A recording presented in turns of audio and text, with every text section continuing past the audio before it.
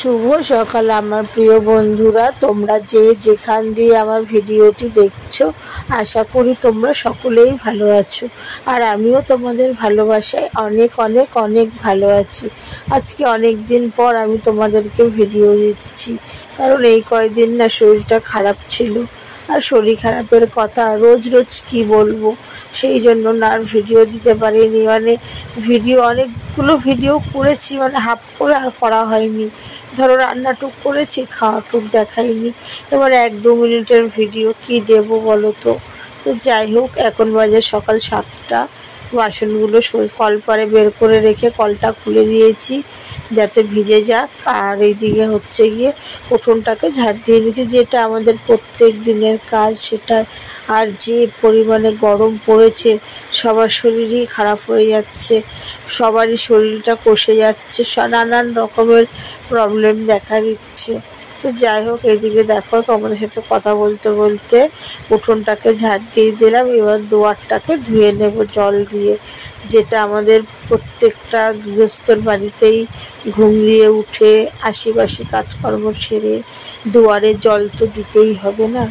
দুয়ারে জল দিয়ে তারপরে আমি সোজা বসে পড়ব বাসন মাজতে। আর এইদিকে দেখো বাসন মাজতে বসে পড়েছি। আর এত রোদ্দুর, কি বলবো, পিঠ পুরো পুড়ে যাচ্ছে।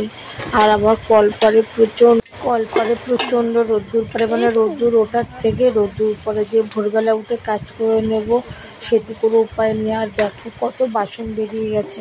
কালকে রাতে রান্না হয়ে যাওয়ার পরে একটুকু বাসন মাজতে পারিনি।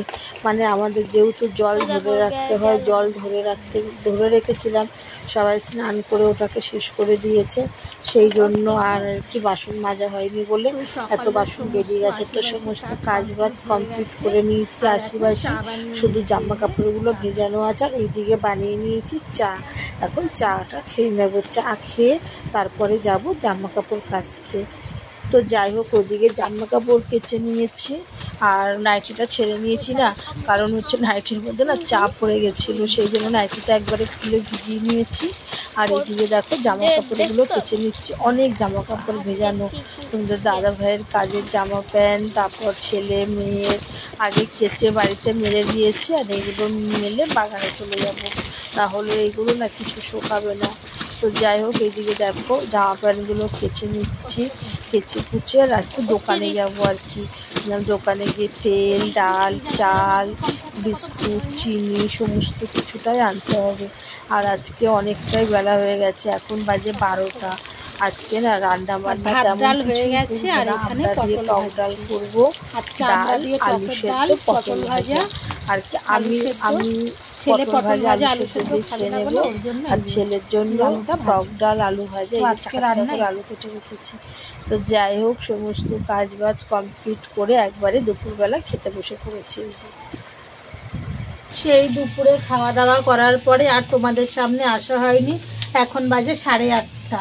তো এখন আমি রাতে রান্না করছি। দুপুরে তো টকের ডাল আর ওই আলু সেদ্ধ ভাজা টাজা দিয়েই খাওয়া হয়েছে।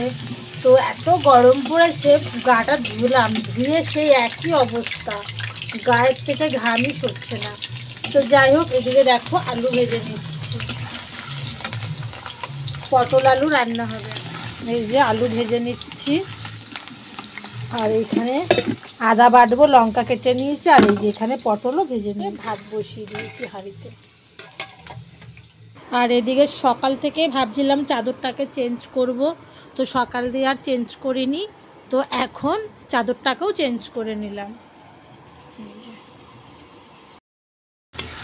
তো এখানে এই যে পটল আলুটাকে ভালো করে কষিয়ে নিচ্ছি, শুধু আদা, জিরে আর একটু সামান্য লঙ্কার গুঁড়ো দিয়েছি, আর কাঁচা লঙ্কা চিড়ে দিয়েছি। আর এখানে এই যে ভাত ফুটছে, আর বাইরে পুরো অন্ধকার, একটা গাছের পাতাও নড়ছে না, এত গরম।